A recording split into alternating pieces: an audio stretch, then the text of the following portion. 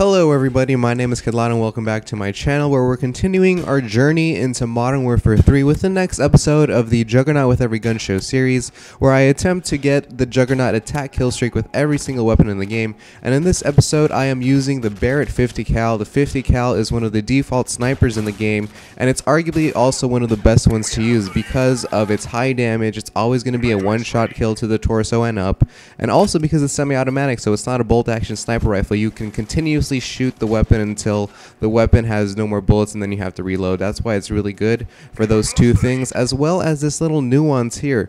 In Modern Warfare 3, the snipers are allowed to use silencers without any damage reduction, which is quite different from Xbox 360 and PS3, and that's why I kind of just wanted to try it out, see if it actually worked, and it actually does. So if you want to use a silencer on your sniper and not be shown on the radar, go ahead and do that. You will not lose any damage, and that's why I kind of like the Wii, because the Wii has those little nuances that the Xbox 360 and the PS3 do not.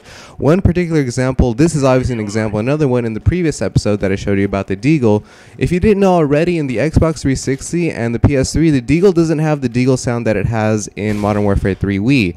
It's kind of weird. The Deagle has a really weird sound. You know that distinct Deagle sound from COD 4 when you shoot the weapon? That distinct weapon sound is in Modern Warfare 3, but in Xbox 360 and PS3, it's actually quite different. It's kind of weird. And instead, that original COD 4 Deagle sound is given to the 44 Magnum, which is really weird. I don't know, it's just the little nuances of the game. That's what makes the Wii unique, and that's why I kind of like it. And so that's why I'm using the silencer here. And the Barrett 50 cal, like I said, is a very good weapon indeed. You probably all use it. Personally, I really don't like to use it because it's just so many other people use it, and so I kind of want to be unique. I kind of want to try different snipers.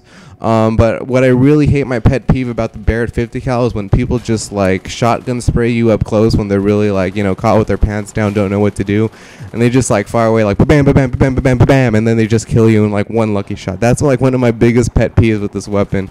But either way, it's a really good weapon to use. And as the title suggests, this is kind of a, I guess, controversial thing that I'm doing because I am hardscoping, quote, like a noob. And the reason I don't really snipe like this, the reason I wanted to try this out was because I see a lot of people all the time sniping here in this map, Bakara. There's this really nice, like, I guess, overlook over to the chopper area. So I wanted to just see, how it was, see if I can see a lot of things. And it's kind of good, it's kind of not. You can see, like, from the chopper area to, like, the right side. But, if people are not going to come, if people are not coming that way and they're instead coming on the alleyway, then, it's of no use to you, and this spot becomes really useless. The reason I bring this up is because there's always people in Call of Duty that are going to be hard scoping. I remember in Black Ops, like Array, that huge tower on the map Array, everybody goes up there, every noob like prones down on the edge of the space, and then they shoot down to wherever they can see the enemy. That place was actually really good. But there's always going to be people like that, and they're really easy to kill. But I just wanted to try it out, and the main reason I want to bring hard scoping up is because hard scoping necessarily isn't that bad. It's not as bad as people deem it is. People always expect, if you're going to use a sniper, people always want you to run around and quick scope everything that you see, which is not not the smartest thing unless you're like the best quick scoper ever. But it's not really the smartest thing to do. And watch this right here. Look at this BS lag. I hate it so much. Like, seriously, the lag compensation in this game, at least for the Wii, could be a lot better. Who knows? We have to wait for Wii U. But anyway, I really didn't like that kill that I got killed right there. But anyway, like I was saying, good snipers, if you look at Pro Mod even, good snipers will sometimes hard scope an appropriate area, an area that is always like congested or people that are going to be running through.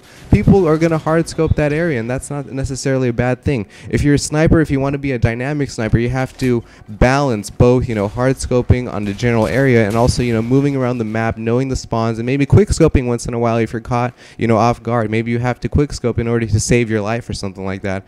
But it's not necessarily true that you always have to quick scope everywhere you go. You don't have to go left, right, quick scope. No. A good sniper, in my opinion, is smart. Knows the map, knows the spawns, knows everything about the game to utilize those tactics to put himself in the appropriate position to take on the enemy, whether that's far away, whether that's from mid-range, and maybe, sometimes, snipers don't really want to get close to the enemy, and if they get close to the enemy, they have nothing but to quick scope or use their secondary or whatever. And so that's what I think makes a good sniper, a dynamic sniper, an appropriate sniper. for Call of Duty. And also too, on a side note, if you want to use the Barrett 50 cal with an ACOG, man, that thing is real dirty. That thing is real nasty. That thing kills a lot. It's almost like easy automatic like quad feeds or something, like with the aim assist.